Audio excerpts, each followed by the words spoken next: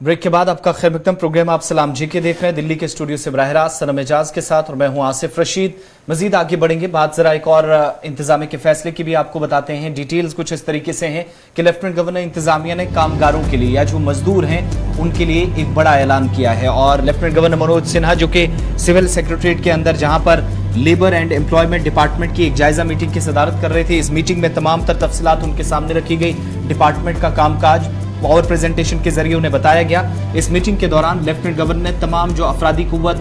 यानी जो work force है, इनमें अनऑर्गेनाइज सेक्टर के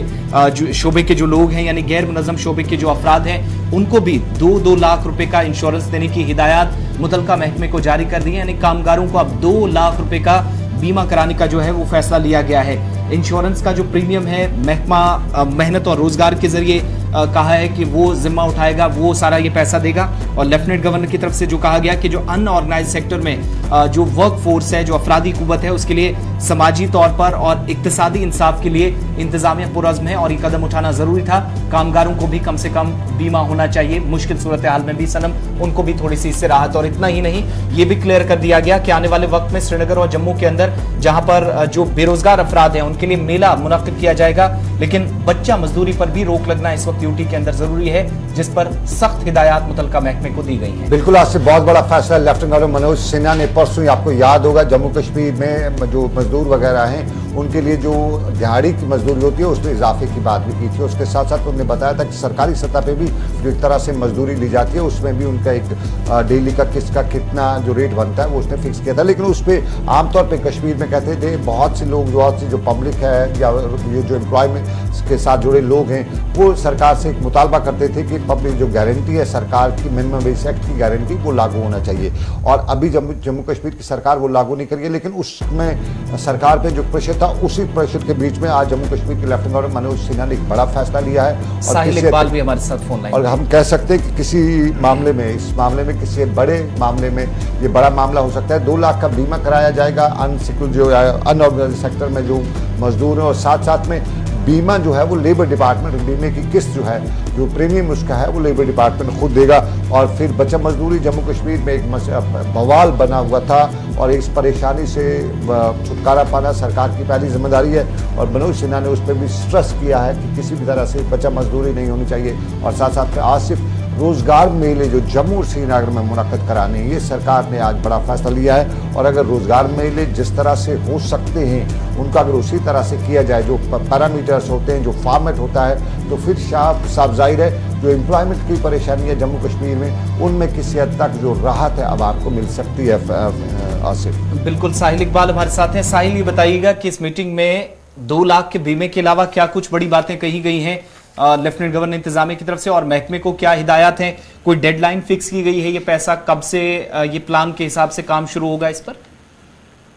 बिल्कुल, आपसे जिस तरह से आपने बताया कि 2 लाख बीमा जो है देने की भी उन्होंने बात की है। जो वर्क फोर्स है और जिस तरह से हमारा मजदूर तबका है या जो लोग प्राइवेट सेक्टर में काम करते हैं जहां पर जो अनरिकॉग्नाइज्ड है, तो उन लोगों को अब जो है इसमें लाने की, इस दायरे में लाने की कोशिश की जा रही है। और उनके लिए कुछ बड़ी बातें वहां पर लेफ्टिनेंट गवर्नर ने की हैं, कुछ बड़े ऑर्डर्स, बड़ी हिदायतें जो हैं लेबर डिपार्टमेंट को दी हैं। और जिसमें एक तो ये 2 लाख रुपए का इंश्योरेंस कवर उनको देने की बात कही गई है, और उसके साथ साथ ये भी कहा गया है कि जो इसका प्रीमियम होगा वो लेबर डिपार्टमेंट जो है वो खुद उसका खर्चा जो है उठाएगा। और इसके साथ साथ जम्मू और श्रीनगर में जो जॉब फेयर है, जॉब मेले जो हैं वो मुनक्किद किए जाएंगे, जहां पर नौजवानों को जो है जॉब्स फराहम किए जाएंगे। ज्यादातर ये होता है कि प्राइवेट जो हमारा सेक्टर होता है उसमें जॉब्स प्रोवाइड किए जाते हैं। और इस तरह से अब 2 मेले जो हैं जम्मू में लगेंगे और उसके बाद श्रीनगर में भी लगेगा, जिसमें इन नौजवानों को मौका मिलेगा कि वो अपने रोजगार के जो मौके हैं वहां पर तलाश कर सके। और उसके साथ साथ लेफ्टिनेंट गवर्नर मनोज सिन्हा ने ये बात भी कही है, जिस तरह से कई दिनों से या कई महीनों से हम ये खबर सुनते आ रहे थे कि यहाँ पर जाने जम्मू कश्मीर में जो इंडस्ट्रीज हैं या यहाँ पर जो शोबे हैं जो गैर मुनज़्ज़म है, वहां पर अब बाहर के लोग आकर काम कर रहे हैं, जिस तरह से खासतौर पर जम्मू में बात होती थी। तो उस चीज को जो है उस बात को उन्होंने साफ करते हुए कहा है कि जितने भी जम्मू कश्मीर में इंडस्ट्रीज हैं वहां पर जो है सिर्फ और सिर्फ कश्मीर के, जम्मू कश्मीर के जो यूटी है वहां के नौजवानों को, वहां के जो हुनरमंद लोग हैं उन्हीं को वहां पर काम करने की तरजीह ज्यादा से ज्यादा देनी चाहिए, ताकि यहाँ पर जो बेरोजगारी है उसको खत्म किया जा सके। और इसके साथ साथ जो लोग जो मेहनतकश हैं, जो वर्क फोर्स है, उनके अपराध खाना के लिए भी कुछ अच्छे पैकेजेस की भी बात की गई है। जिस तरह से उन्होंने कहा कि जो लोग कामकाज करते हैं उनके अपराध खाना, जो बच्चे वगैरह है, उनकी पढ़ाई लिखाई के लिए भी उनको फाइनेंशियल असिस्टेंस प्रोवाइड की जानी चाहिए, या स्कॉलरशिप जो है उनके लिए रखे जाने चाहिए। और इन स्कॉलरशिप्स को भी, या ये जो फाइनेंशियल असिस्टेंस है, इस डिपार्टमेंट को ये भी कहा गया है कि वो वक्तन फवक्तन रिव्यू मीटिंग्स लें और उसके दौरान देखें कि जो हम उनको प्रोवाइड कर रहे हैं क्या वो माकूल है, क्या वो सही है, इस पर भी जो है देखा जाए। और इसके साथ साथ बॉन्डेड लेबर या चाइल्ड लेबर जो है उस पर भी बात की गई है। और ये भी बताया गया है कि जम्मू कश्मीर को इस बॉन्डेड लेबर और चाइल्ड लेबर से पाक बनाने के लिए देखा जाए, इसमें तमाम रिव्यूज लिए जाएं और सर्वे किया जाए कि क्या जम्मू कश्मीर में इस तरह के वाक़ात होती हैं, और अगर होती हैं तो उसको रोका जाए, जम्मू कश्मीर को इससे पाक बनाया जाए। और इसके साथ साथ केसेस जो लेबर डिपार्टमेंट में पड़े हुए हैं, ऐसे 974 केसेस जो हैं उनको भी जो है तरजीह बुनियादों पर बहुत बहुत शुक्रिया साहिल तमाम तफसीलात फराहम करने के लिए। तो डिपार्टमेंट की तरफ से जो काम करना है उसके लिए जरूरी हिदायत लेफ्टिनेंट गवर्नर इंतजामिया की तरफ से दी गई है, लेकिन बड़ी बात यह है कि कामगार जो है उनको 2 लाख रुपए का बीमा कराने का फैसला कर लिया गया है। और जम्मू और श्रीनगर के अंदर रोजगार मेलों का भी इनेकाद किया जाएगा, नौजवानों को इसमें एंगेज करने की बात कही गई है, बच्चा मजदूरी पर रोकथाम को यकीनी बनाना है। कंसर्न डिपार्टमेंट को सख्त हिदायत इस पर लेफ्टिनेंट गवर्नर की तरफ से दी गई हैं। अब आगे बढ़ते हैं, बात जरा अब जम्मू श्रीनगर नेशनल हाईवे की और इससे जुड़े हुए उस मामले की जिसने काफी ज्यादा परेशान काश्तकारों को किया, एक बड़ी सनत को किया, यानी जम्मू कश्मीर की मईशत का एक बड़ा हिस्सा चलाने वाले सेब की इंडस्ट्री से जुड़े हुए लोगों के खिलाफ भी अब कार्रवाई होगी, लेकिन ये कार्रवाई चंद लोगों के खिलाफ होगी और गैर मुनासिब बयानात पर फ्रूट गोवर्स के खिलाफ कार्रवाई होगी। ये कौन से ऐसे लोग हैं जिन पर इल्जाम यह है कि इन्होंने इंतजामिया को बदनाम करने की कोशिश की है। और पुलिस राय से पता चला है कि एक शख्स जिसने पिछले दिनों, जिसका वीडियो भी सनम काफी ज्यादा सोशल मीडिया पर वायरल हुआ, कि सेब या सेब की पेटियां जलाते हुए नजर आया था और ये कह रहा था उस वीडियो में कि जम्मू श्रीनगर नेशनल हाईवे पर उन्हें तंग तलब किया जाता है, कंसर्न डिपार्टमेंट इजाजत नहीं देता वक्त पर, जिसकी वजह से लाखों रुपए का सामान, यही जो फ्रूट है वो बर्बाद हो जाता है, वो बड़ी मंडियों तक मुल्क के बड़े हिस्सों में नहीं पहुंच पाता है। लेकिन इसकी जब तहकीकात की गई तो पुलिस ने कुछ डिटेल सामने रखी और कहा कि ये शख्स 13 ट्रक पहले ही भेज चुका था, मजीद तैयारियां थी और इन सब के बीच इस तरह के वीडियोस महज जाली स्टंट थे कुछ लोगों की तरफ से, जिनके खिलाफ अब नकेल कसी जाएगी। बिल्कुल, आज से पुलिस का बयान है कि जो वीडियोस सोशल मीडिया पे वायरल किए गए थे वो उसके स्टोर के बाहर कोई सड़ा हुआ था, उसी को जलाने की कोशिश कर रहा था। तो उसी चीज़ को लेके वो सरकार को, उसका कहना है कि एडमिनिस्ट्रेशन को, पुलिस का कहना है कि बदनाम करने की कोशिश कर रहा था और उसने बदनाम किया है। और ये जो मामला है इस पर पुलिस सीरियस मैटर इशू ले रही है और पुलिस ने कुछ जो कल शेयर किए हैं उसकी डिटेल्स वगैरह कि वो आज़ादपुर उसने कितने ट्रक भेजे हैं, उसका वहाँ पे जो लासीपुरा में जो प्लांट है वहाँ पे उसके पास कितना ट्रक अभी माल पड़ा हुआ है, जो कोल्ड स्टोरेज में माल पड़ा हुआ है। तो ये पुलिस ने ठीक उस वक्त किया है जब जम्मू कश्मीर और ख़ासतौर पर कश्मीर वैली में बड़ा ही गम गुस्सा था सरकार के खिलाफ, खासतौर पे जो जम्मू श्रीनगर हाईवे पे ट्रैफिक मूवमेंट है, ट्रैफिक मूवमेंट के दौरान जो ट्रकों को रोका जा रहा था तो वो उस पर है। सीधा हिलाल हंजूरी हमारे साथी श्रीनगर से, वो इस वक्त हमारे साथ जुड़ेंगे, उसके पास चलते हैं। हिलाल, आप तक आवाज अगर आ रही है तो ये जरा जानना चाहेंगे कि पुलिस ने उस शख्स के खिलाफ कार्रवाई की, लेकिन अगर आपको याद होगा पिछले दिनों हमने सोशल मीडिया पे बहस भी उसमें की, हमने नॉर्थ कश्मीर, साउथ कश्मीर, हर जगह से लोगों को देखा कोई फ्रूट के पेड़ उखाड़ रहा था जो सोशल मीडिया पे थे, वो कितने हकीकत है कितने। तो ये जो मामला है इस पर पुलिस क्या एक्शन ले रही है? है और बाज़ाब्ते तौर पर जो फारूक अहमद मीर, जनाब अब्दुल खालिद मीर, अफरोजा राजपुर पुलवामा का रहने वाला ये शख्स है जिसने अपने मेवा को, अपने सेब को जलाने की एक वीडियो वायरल की थी, हालांकि वो काफी वायरल भी हो गई थी। तो उस निस्बत पुलिस का मानना है कि ये जो सेब इसने जलाई है, ये जो सेब की पेटियां या जो पैदावार थी वो जलाई है, ये किसी और वजह से नहीं बल्कि ये सड़ा हुआ सेब था, ये खराब सेब था, बल्कि जो असली सेब था वो उन्होंने बाकी मंडी को रवाना किया और 5000 से ज्यादा पेटियां आजादपुर मंडी दिल्ली में रवाना की और इसके साथ साथ जो अलग अलग कोल्ड स्टोर है वहां पर भी उन्होंने कई सारी पेटियां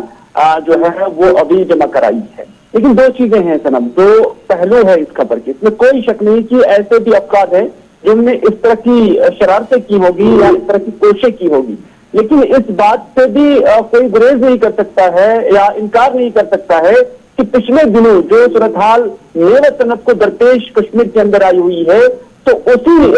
सूरत हाल के पेश नजर सभी मंडियां बंद रही है, 2 दिन मंडियां बंद रही है। और उसके साथ साथ हमने देखा कि जो सैकड़ों और हजारों की तादाद में जो कारोबारी थे इससे मुंसलिक या जो फ्रूट डोवर्स थे, हमने सड़कों पर में देखा, हमने उनकी स्टोरियां की है और उन्होंने कहा कि हमारी जो गाड़ियां हैं वो दरमांदा रहती है 7 से 8 दिन 10 दिन तक कौमी शाहरा पर। उस निस्बत जब एहतजाज हुआ, जब पॉलिटिकल स्तर पर भी आवाज उठने लगी, लोगों अवामी स्तर पर भी आवाज उठी, तो बिलाखिर एडमिनिस्ट्रेशन ने भी होश के नाखून ले लिए और उसके बाद उन्होंने जम्मू श्रीनगर कौमी शाहरा को क्लियर किया। और तब से हम देख रहे हैं कि कोई भी एहतजाज कहीं नहीं है, तब से हम देख रहे हैं कि कोई भी शिकायत कहीं नहीं है। हालांकि हल्की फुल्की अगरचे आज भी गाड़ियां रुक रही हैं, लेकिन फिर भी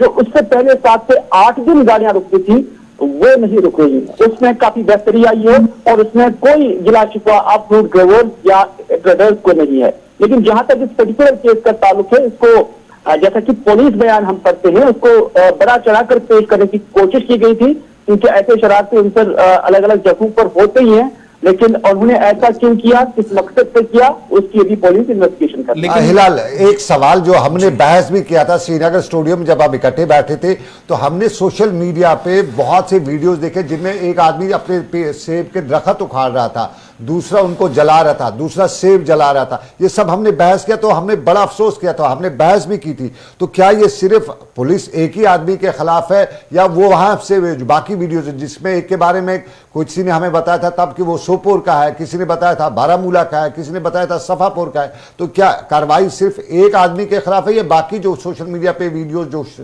वायरल हुए थे या शेयर हुए थे उन पे भी कार्रवाई होगी? फिल वक्त तो इस पुलवामा रास्ता की है, लेकिन उससे पहले जो सेब उखाड़े गए थे उसके पेड़ या के बाद, तो उसमें ना ही अभी तक पुलिस का स्टेटमेंट हमारी नजर से गुजरा है, क्योंकि अगर उस वीडियो के तहत तक भी पुलिस जाती होती और फिर देखती कि कहीं इस तरह की शरारतें तो नहीं है तो सामने आ जाता, या तो फिर वो केस सही है कि ऐसे लोग भी होते होंगे जिनने ऐसा कुछ किया भी होगा और फिर वो चीज सामने नहीं आई। लेकिन जहां जहां पर गलत है वहां पुलिस उसको रोक रही है और रोकने की कोशिश भी की है, और ये ताजा मिसाल पुलवामा राजपुरा की है। लेकिन जो सोपोर, इससे पहले मुझे याद नहीं है पूरी तरह से आज वो कि कहाँ के रहने वाले थे, लेकिन सोशल मीडिया पर वो वीडियो काफी गश्त कर रही थी, काफी वायरल थी। ये एक शख्स अपने पेड़ उखाड़ लिए थे उन्होंने और कहा था कि कौमी शाहरा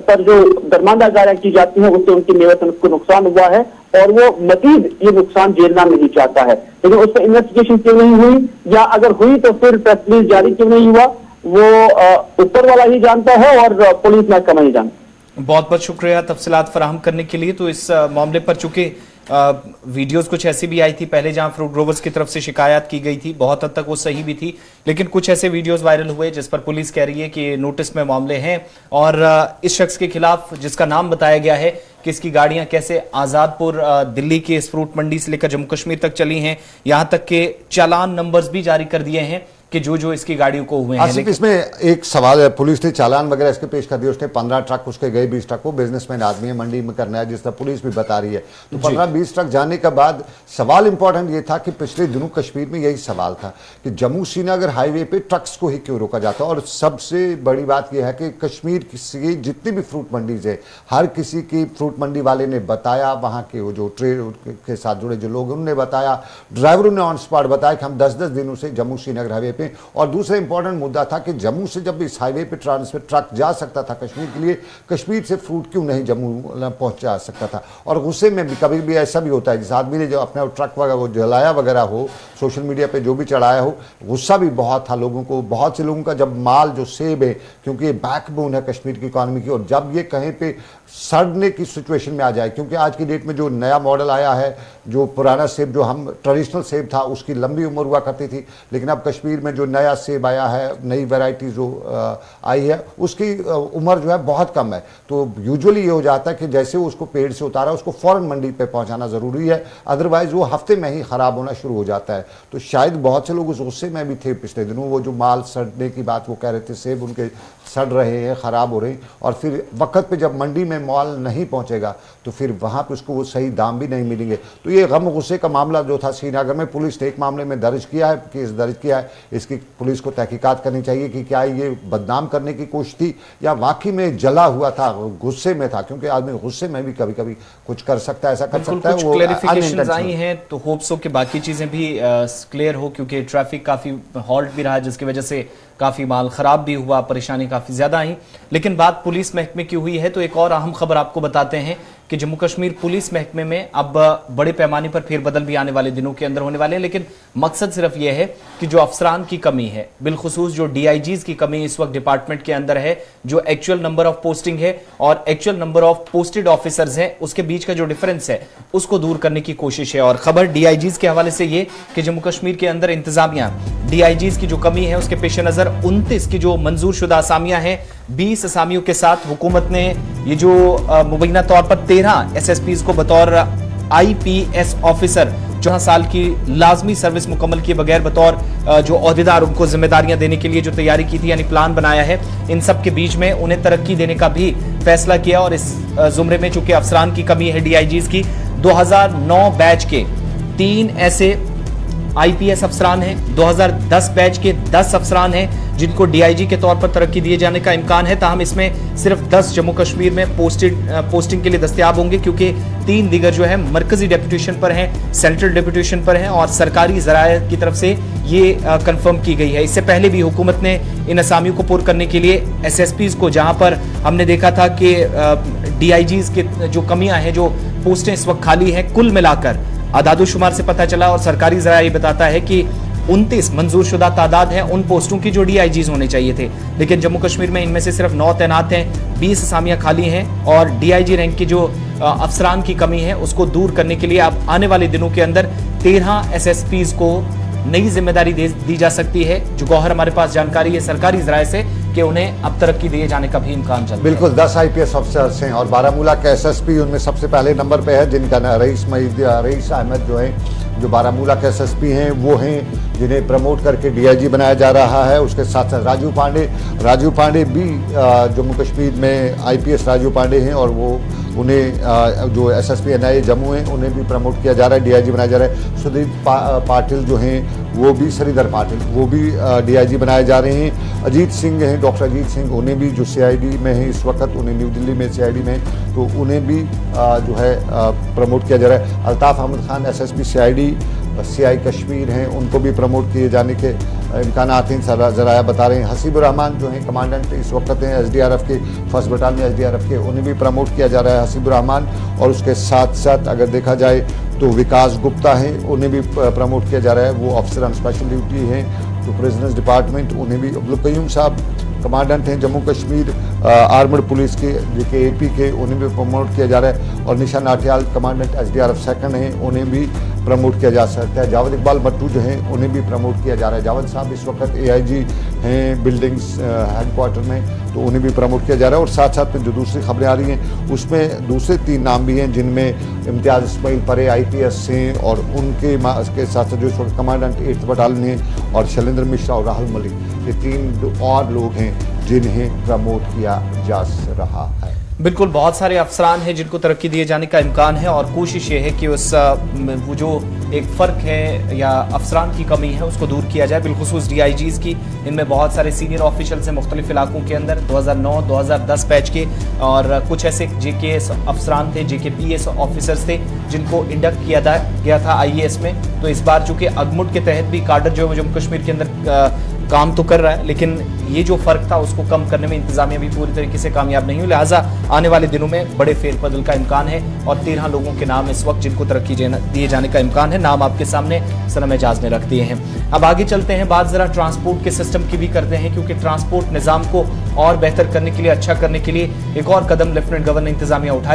उठाने जा रही है और इस सिलसिले में 2 स्मार्ट सिटी मंसूबे जो इंतजामिया के सामने हैं, एक जम्मू और श्रीनगर, मुल्क की 200 बड़े शहर जहां पर जिनमें जम्मू और श्रीनगर भी शामिल है, जिन्हें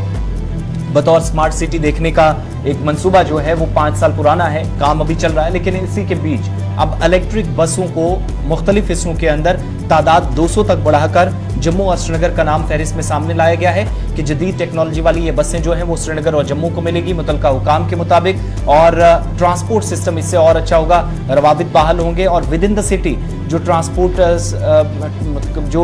की वजह से या कम होने की वजह से परेशानियां थी वो 200 इलेक्ट्रिक बसें शुरू करने की तैयारी के बीच खत्म होने का भी इम्कान बहुत हद तक है। इस सिलसिले में जो इंतजामी जराए बताता है कि यूनियन टेरिटरी के इन दोनों बड़े शहरों में जो एक तो टाटा मोटर्स लिमिटेड और चलो मोबिलिटी प्राइवेट लिमिटेड, जिनकी तरफ से एक स्ट्रेटेजिक कोलैबोरेशन किया गया है, जो आने वाले दिनों में इन बसेस को प्रोवाइड करेंगे, जम्मू कश्मीर इंतजामिया के हवाले करेंगे, जिसके बाद ट्रैफिक के निजाम को और बेहतर करके 2 तरह की चीजें, एक तो इलेक्ट्रिक बसेस माहौलियात के लिए काफी बेहतर समझी जाती हैं, दूसरा जो इस वक्त लोकल रूट्स पर परेशानी है विद इन द सिटी उसको दूर करने की कोशिश लेफ्टिनेंट गवर्नर इंतजामिया की तरफ से, और एक एग्रीमेंट भी हुआ है जिसमें जिस वक्त लेफ्टिनेंट गवर्नर की इंतजामिया के अफसरान भी यहाँ मौजूद थे, chief secretary Arun Kumar Mehta, principal secretary housing urban and development department यानी HUNDD धीरज गुप्ता, उनकी मौजूदगी में ये एग्रीमेंट हुआ है, जिसके बाद इन बसेस को शुरू करने का सिलसिला आने वाले दिनों में होगा। लेकिन 2 बड़ी कंपनियों के साथ टाई अप हुआ है, ये दोनों जो है, एक तो टाटा मोटर्स और इसके अलावा जो चलो मोबिलिटी प्राइवेट लिमिटेड है उसकी तरफ से काम किया जाएगा, जिसके बाद इंतजामिया के हवाले 200 बसेस की जाएंगी दोनों शहरों में। ये जम्मू और श्रीनगर के लिए मंसूबा सरकार के हाथ में है। और सनम इस पर और डिटेल्स के लिए हमारे साथ इरफान श्रीनगर से हमें अपडेट करेंगे। इरफान बताइए क्या क्या बसें कहाँ से हैं, इलेक्ट्रिक बसें, और पोल्यूशन वगैरह पे कंट्रोल तो होगा, चेक होगा ही, लेकिन ओवरऑल क्या सरकार का प्लान है और सरकार इसको इस मंसूबे को किस तरह से इम्प्लीमेंट करने जा रही है? बहुत बहुत शुक्रिया, सुबह बखैर सनम एजाज और आसिफ रशीद। जहां तक 200 इलेक्ट्रिक बसेस का ताल्लुक है, अब ये डिप्लॉय होने जा रही है, जैसे इसे हम ट्विन कैप कह सकते हैं जम्मू कश्मीर में, जिसमें खास तौर पर एनवायरमेंटली या सोशली हम कह सकते हैं कि एक फाइनेंशियल सस्टेनेबल नेटवर्क होगा पब्लिक ट्रांसपोर्ट के लिए, क्योंकि टाटा मोटर्स एक बहुत बड़ी कंपनी है और अब चलो मोबिलिटी को लेकर जिस तरीके से इन कोलैबोरेशन में ये कॉन्ट्रैक्ट साइन हुआ है, जैसे आसिफ आपने खुद कहा कि अरुण कुमार मेहता जी या फिर धीरज गुप्ता जी जो है इनके इन बिटवीन, तो under this project Tata Motors जो है ये ज्वाइंटली काम करेगा, यानी ये दोनों जो बड़ी कंपनीज है ज्वाइंटली काम करेंगी, जिसमें खास तौर पर स्मार्ट सिटी चाहे वो श्रीनगर को लेकर हो या जम्मू को लेकर हो, दोनों को बेहतर बनाने के लिए, क्योंकि अगर देखेंगे एक रेस्पॉन्सिबल सप्लाई होगी ऑपरेशंस को लेकर, मेंटेनेंस को लेकर, क्योंकि इन इलेक्ट्रिक बसेस को लेकर अगर देखें तो टाटा मोटर्स की एक रिस्पॉन्सिबिलिटी ये होगी कि वो ऑपरेशंस हैंडल करेगी, और तकरीबन 100 बसेस जम्मू सिटी में या श्रीनगर सिटी में जिसका जो ऑपरेशंस होगा या मेंटेनेंस का जो पोर्शन होगा ये टाटा मोटर्स करेगा। चलो मोबिलिटी वालों का जो रिस्पॉन्सिबिलिटी होगा वो एक कन्वीनियंस लाइक जिसमें इलेक्ट्रॉनिक टिकटिंग हो सकती है या मशीन्स को फेयर कलेक्शन के लिए जो मोबाइल एप्स होते हैं या मोबाइल टिकट्स कह सकते हैं, मोबाइल पास प्लेटफॉर्म्स कह सकते हैं, या स्मार्ट कार्ड्स की जो कनेक्टिविटी या एक्टिविटी होगी, ये चलो मोबिलिटी को लेकर एक रिस्पॉन्सिबल फैक्टर होगा। जम्मू सिटी की अगर मैं बात करूं तो इसके हवाले से टेंडरिंग का जो प्रोसेस है ऑपरेशंस के लिए जो है बसेस का शुरू कर दिया गया है, और बेस्ट ट्रेवलिंग एक्सपीरियंस और साथ साथ कह सकते हैं कि reduce of pollution to the environmental level, ये प्रिंसिपल सेक्रेटरी अरुण कुमार मेहता जी का मानना है, क्योंकि जब इस तरह की बसेस सड़कों पर दौड़ती है, जैसे आपने देखा होगा कि मेट्रोपॉलिटन सिटीज की अगर मैं बात करूं, दिल्ली जैसे शहर में जब आप देखते हैं कि इतना हेवी ट्रैफिक, या मुंबई कलकत्ता में, तो मैक्सिमम पॉल्यूशन को कंट्रोल करने के लिए इस तरह के इकदाम जो है वो उठाए जाते हैं। और साथ ही साथ अगर बात करें तो जिस तरीके से पेपर टिकटिंग का मामला होता है, या कहते हैं ना कि थोड़ा सा वो सिग्निफिकेंट एक अच्छा सा रोल अदा करे जिसमें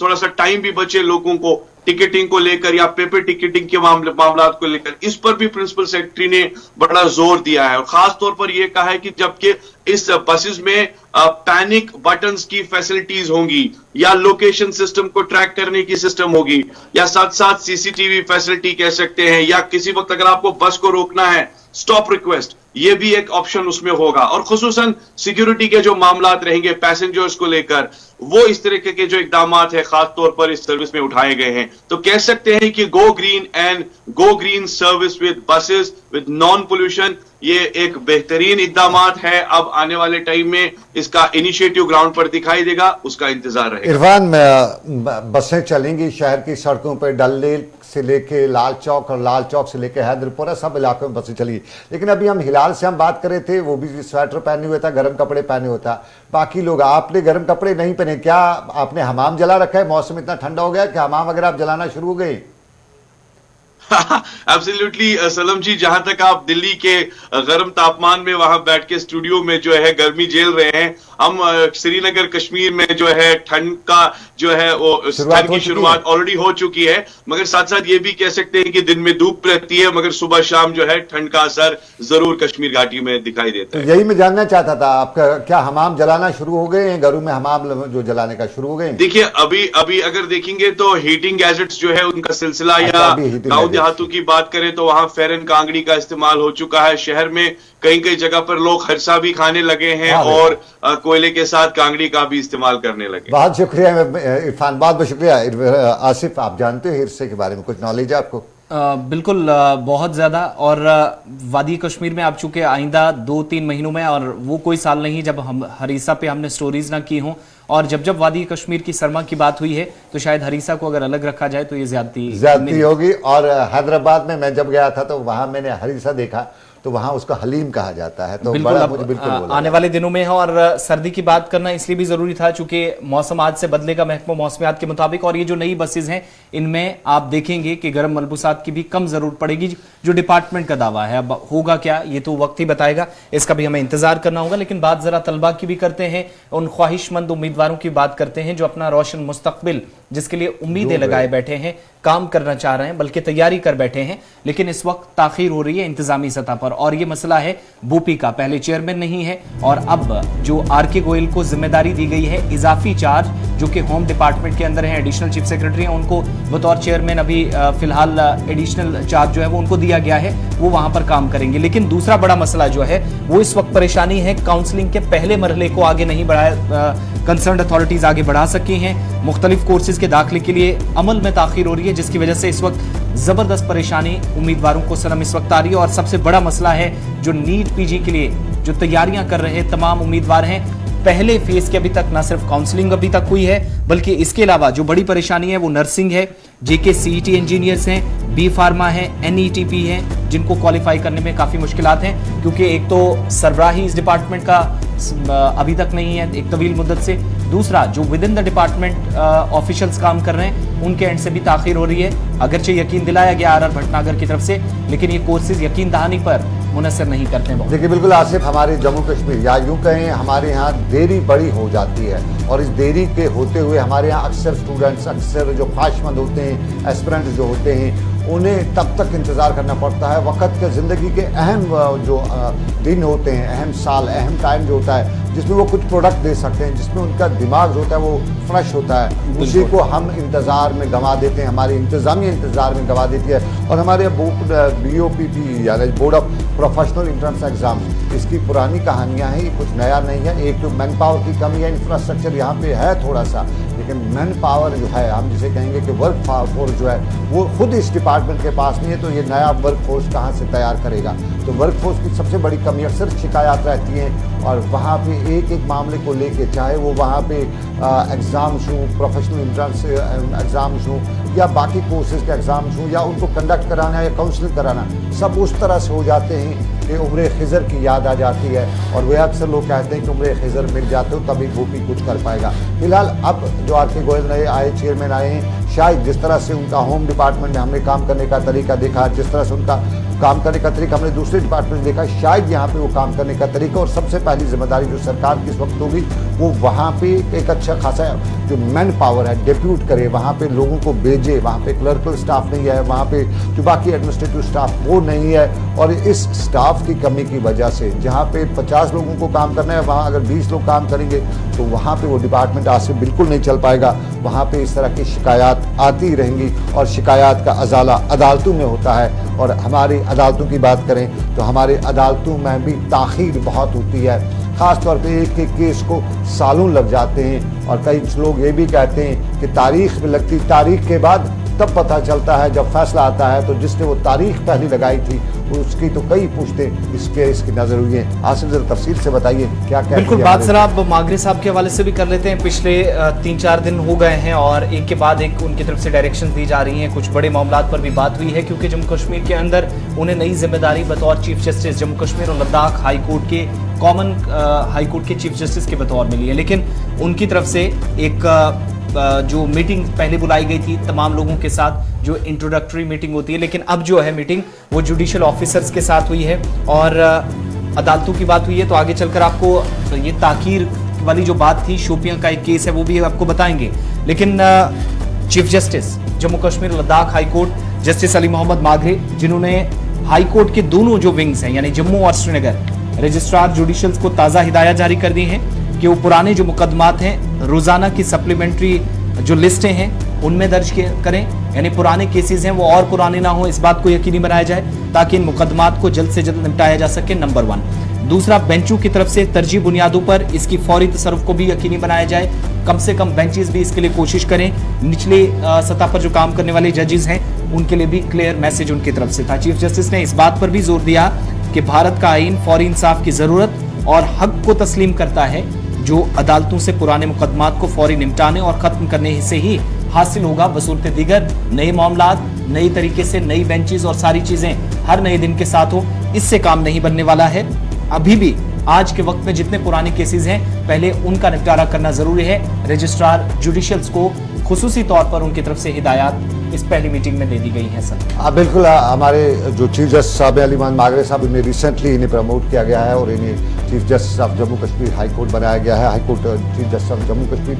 एंड लद्दाख हाई कोर्ट बनाया गया है। और इन्होंने प्रायोरिटी केसेस पे, चूँकि पहले भी जब जस्टिस थे तो पहले भी ये काफ़ी जो है एक्टिव रहा करते थे और आज भी इन्होंने एक बार फिर शुरुआत की है। और जिस तरह मैंने पहले बताया कि तारीख पर लगती तारीख के दौरान जब केस करने वाले की आखिर जब फैसला सुनाया जाता था तो कई बार हुआ है कि वो केस करने वाला ही नहीं होता था फैसला। तो और दूसरा बड़ा, मैं जस्टिस मागरे साहब यूजुअली हमारे गुलिस्तान टेलीविजन को मॉनिटर करते रहते हैं, देखते रहते हैं। यूजुअली अक्सर लोग हमें कहते हैं कि हर मामले में मुअज़्ज़ज़ अदालतें जो हैं वो स्टे कर देती हैं। तो उसके लिए कोई कानून होना चाहिए कि हर मामले में स्टे, क्योंकि हमारे यहाँ स्टूडेंट्स वगैरह कहीं जॉब लग जाता है तो स्टे आ जाता है, कहीं कोई मकान बनाना चाहता है तो स्टे आ जाता है और फिर वो इंतज़ामिया के कुछ अहदेदार उस स्टे का फ़ायदा भी उठाते हुए बहुत नुकसान करते हैं। तो मुअज़्ज़ज़ अदालत से कुछ लोगों ने हमारे जरिए दरख्वास्त कही है कि इस मामले में वो देखा जाए कि स्टेज के जो है उस पर भी कहीं न कहीं एक अमल देखा जाए, कुछ उस तरह से एक प्रोसेस। ये कानूनी मामला है, हम मुअज़्ज़ज़ अदालत से एहतरामन गुजारिश करते हैं लोगों की, इसमें ऐसा कुछ नहीं है कि लोगों का ये मामला शायद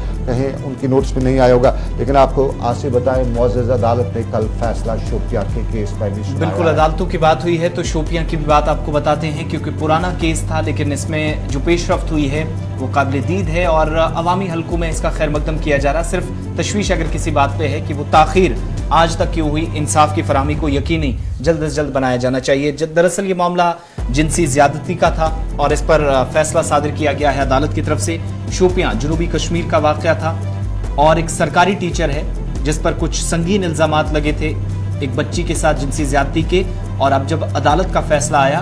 तो 20 साल कैद इस सरकारी टीचर को हुई है, 10 लाख का जुर्माना भी आयद किया गया है। और 2015 में यह 8वीं जमात की तालिबा थी जिनने उन पर इल्ज़ाम लगाया था और इल्ज़ाम जो वकील बता रहे हैं जिनकी तरफ से चूँकि दलाइल भी पेश किए गए, 7-8 सालों से वो केस में बड़ी मजबूती के साथ अपने हर एंगल से जांच करने के बाद ठोस शवाहिद के साथ अदालत में अपनी बात रख रहे थे। तो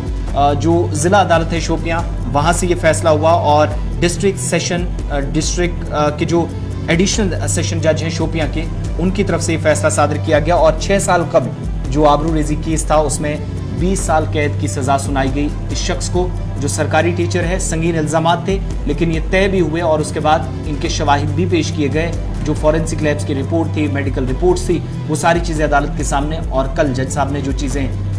जो इन शवाहिद की बिना पर पाया उस पर फैसला सुनाया। और इसके बाद जो वकील साहब कह रहे थे, जो इस केस में काफ़ी मजबूती के साथ अपनी बात रख रहे थे, उनकी बात भी ज़रा सुनते हैं, क्योंकि 7 साल पुराने मामले में अभी तक की जो कार्रवाई हुई उस पर उनकी तरफ से डिटेल्स दी गई हैं।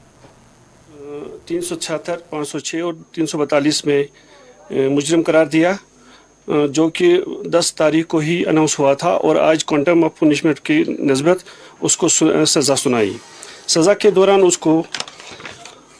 दोनों फरीकों को सुनने के बाद इस नतीजे पे पहुंचा था कि वाकई तौर उसने बड़ा संगीन जुर्म किया है, जिसकी नस्बत उसको मद्देनज़र रखते हुए उसने मुलजिम को 20 साल की बामुशक्कत सज़ा सुनाई और 10 लाख रुपए का जुर्माना भी आयद किया। और जो ये 10 लाख रुपए उसको जुर्माना अदा करने पड़ेंगे वो विक्टिम को दिया जाएंगे। जहाँ तक इस केस के निवेद का ताल्लुक था, ये 2015 में पुलिस स्टेशन शोपियां में दर्ज हुआ था, और जिसमें ये एलिगेशन लगाई थी कि एक लड़की जो तालिबा इल्म थी गवर्नमेंट हाई स्कूल डीकेपुरा में, उसका teacher Mohammad Bul Ganai son of Mohammad Anwar Ganai साकिन डीकेपुरा, जो वहाँ के उस्ताद रहे हैं, उसने उस बच्ची को अपने घर उसके कमरे में बंद किया, उसके बाद उसके साथ रेप किया, जो बहुत ही संगीन जुर्म उसने किया था उसके साथ। और उसके बाद उस लड़की ने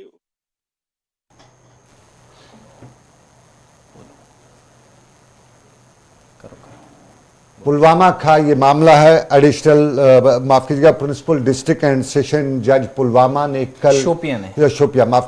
ने कल ये केस में सुनवाई जो लगभग 5 साल होती रही, और इस दौरान पुलिस ने इस केस की तफ्तीश की। पुलिस की जो अपनी विंग होती है, लीगल विंग, उन्होंने सारे जो केस बनाया, और उसके बाद इस केस में कल जो है शोपिया के प्रिंसिपल डिस्ट्रिक्ट एंड सेशन जज ने सज़ा सुनाई। 10 तारीख को इसकी सज़ा हो चुकी थी, कल बाज़ाब्ता तौर पर उसका अनाउंसमेंट हुआ, और इसमें एक फैसला ये भी हुआ, जो जुर्माना हुआ वो उस लड़की को दिया जाएगा, उस बच्ची को दिया जाएगा। तब वो 8th क्लास में पढ़ती थी, आज लगभग बड़ी होगी 2015 का वाक़ा है, और 2015 के बाद इस मामले में कल मुअज़्ज़ज़ अदालत का बड़ा फैसला, और इसको कई हल्कों नहीं बल्कि अक्सर हल्कों की तरफ से इसकी बहुत ज़्यादा पजराई हो रही है। इंसाफ तो मिला, लेकिन थोड़ा देर से ही मिला है। इस पे भी कुछ लोग बता रहे थे कि फास्ट ट्रैक बुनियादों पे इस तरह के केस में होना चाहिए, और चूंकि वो नाबालिग थी, उस वक्त 8th क्लास की स्टूडेंट थी, तो सज़ा जो है वो इस मामलात में तेज़ी से होना चाहिए। मुअज़्ज़ज़ अदालत से ये दरख्वास्त होती थी। लेकिन आपको आज से बताएं, लद्दाख की बात भी कर देते हैं। लद्दाख में जम्मू कश्मीर की सरकार, ख़ासतौर पर एलजी एडमिनिस्ट्रेशन जो है वो अपॉइंटमेंट्स की हैं लद्दाख में, और लद्दाख में कल जम्मू कश्मीर की सरकार ने 1193 और अपॉइंटमेंट्स की हैं। और इससे जम्मू कश्मीर के बाद लद्दाख ऐसा इलाका है जहाँ पे इन्वायरमेंट और उसके साथ साथ जो वहाँ के टेरेन है उसकी वजह से लोगों को बहुत ज़्यादा मुश्किल होती हैं। दूर दराज के इलाके हैं, और वहाँ पे लोगों को डोर स्टेप पे इंसाफ से लेके सरकार, दोनों चीज़ें नहीं मिल पाती थी, और इसी चीज़ को लेके सरकार ने कल ये जो रिऑर्गनाइजेशन एक्ट के बाद जो फैसला लिया है 2019 के बाद, कल नई अपॉइंटमेंट्स हैं वो लद्दाख लेकी यहाँ से। बिल्कुल, जम्मू कश्मीर तंजीम नो एक्ट, यानी जिसे हम रिऑर्गनाइजेशन एक्ट 2019 कहते हैं, इसकी सेक्शन 89 का इस्तेमाल किया गया, जिसके तहत जो इख्तियारात लेफ्टिनेंट गवर्नर के पास हैं उसका इस्तेमाल करते हुए 21 महकमों के 1193 मुलाजमीन को लद्दाख में तकसीम किया। यानी ये जो हम पहले बता रहे थे कि पुलिस महकमे में अफसरान की कमी है तो कैसे उसको दूर किया जाएगा, कुछ लोगों को प्रमोशंस दी जाएंगी, लेकिन ये मसला दूसरा है कि दोनों यूटीज जब अलग अलग हुई, डिपार्टमेंट्स दोनों को अलग अलग हुए, असासे तकसीम किए गए, तो मुलाजमीन का फर्क भी देखा गया। लेकिन यहां परेशानी यह है कि कल 21 महकमों के 1193 मुलाजमीन जो है, इनमें 1083 ऐसे मुलाजमीन है महकमा ज़राअत के, इनमें 31 शामिल थे, 4 जिसे हम एनिमल हस्बेंड्री डिपार्टमेंट कहते हैं उसके थे, इसके अलावा कल्चर डिपार्टमेंट से 1, इलेक्शन डिपार्टमेंट से 1, फाइनेंस से 6, खुराक, सिविल सप्लाईज और जो कंज्यूमर अफेयर्स फूड डिपार्टमेंट जिसे हम कहते हैं 165 मुलाजमीन, इसके अलावा फॉरेस्ट एंड इकोलॉजी या एनवायरनमेंट जो 36 मुलाजमीन इनके थे उनको तकसीम किया गया, सेहत और तिब्बी तालीम से 48 और हायर एजुकेशन डिपार्टमेंट के 48, इसके अलावा एक जो है वो हॉर्टिकल्चर महकमे से, और 21 मुलाजमीन जो हैं इस महकमे से, और महकमा सन्नत व तिजारत जो है उससे 14 मुलाजमीन है, इनको इधर से उधर जरूर किया गया है। लेकिन यहां पर परेशानी ये भी है सनम, साल 2019 के बाद मुतअद्दिद बार हमें फोन कॉल्स मौसूल हुई कि डेपुटेशन, ये सारा सिलसिला ट्रांसफर यहां से वहां चलती रही, लेकिन जिन मुलाजमीन को इंतजामिया के कवायद व जवाबित के मुताबिक जम्मू कश्मीर में काम करना चाहिए था, सिविल सेक्रेटरीट के साथ जम्मू या श्रीनगर में होने चाहिए था, लेकिन बदकिस्मती से वो अभी अपने ट्रांसफर का या मुंतकली का इंतजार कर रहे हैं, और वो इंतजार तवील होता जा रहा है। लद्दाख में ही फिलहाल काम कर रहे हैं। बिल्कुल आसिफ, ये बहुत बड़ा सवाल है, और कश्मीर में इस पे, जम्मू में इस पे बहुत से लोग बताते रहते हैं, और कई लोग हमें भी बताया जा रहा है कि वो जो लोग जिन्हें पहले रिजर्वेशन एक्ट के वक्त उन्हें ट्रांसफर करके लद्दाख भेजा गया था, वो जम्मू से ताल्लुक़ रखते थे, लद्दाख से ताल्लुक़, कश्मीर से ताल्लुक़ रखते थे, और लद्दाख भेजे जाने के बाद उन्हें ये बताया गया था कि जैसे वहाँ पर सरकार सारे मामला जो है वो ठीक करेगी, उसके बाद उन्हें वापस अपने अपने, चाहे वो डिवीजन कैडर के हैं, स्टेट कैडर के हैं या डिस्ट्रिक्ट कैडर के, अपने अपने इलाके में एज पुराने प्रोसेस के तौर भेजा जाएगा। लेकिन उन लोगों को अभी तक वापस नहीं भेजा जा रहा, और बहुत बार ऐसा हुआ है। और जम्मू कश्मीर पुलिस के, चूंकि अब लद्दाख पुलिस, अब एलपी है, अब जम्मू कश्मीर पुलिस, वहाँ पे अक्सर उनके बैच जो है वो एलपी देखे जाते हैं, लेकिन जम्मू कश्मीर पुलिस के भी बहुत से जवान जो हैं वो वहाँ पे ड्यूटी पे तैनात किए गए थे, उस वक्त वो सिचुएशन वहाँ की थी, और अब उनको वापस जो है जम्मू कश्मीर लाना, चाहे वो जम्मू सूबे में हो, क्योंकि वो जम्मू और कश्मीर डिवीजन के हैं, तो वो अभी तक हो नहीं पाया है। सरकार उस पर काम, उस पर शायद वर्कआउट नहीं कर पाई है आसिफ। और आसिफ, लद्दाख की अगर हमने बात की तो लद्दाख के नज़दीक सोनमर्ग का इलाका भी पड़ता है, और सोनमर्ग बहुत खूबसूरत है, कंगन गांदरबल भी बहुत खूबसूरत है, इस सब पे हमें चलना ही पड़ेगा। लेकिन उससे पहले हम एक छोटा सा तजारती वक्फा लेंगे, हम ब्रेक लेंगे, और ब्रेक के बाद आपको गांदरबल की सिचुएशन बताएंगे। बिजली की मार पड़ने वाली है इस साल, सरमा आने वाला है, और बताते हैं कि बिजली जो है अब की बार बहरान न कहे पैदा कर दे। उस बहरान पर सरकार को काबू करना था, वो कैसे करेगी वो हम बताएंगे आपको इस ब्रेक के बाद। पहले छोटा सा तजारती वक्फा।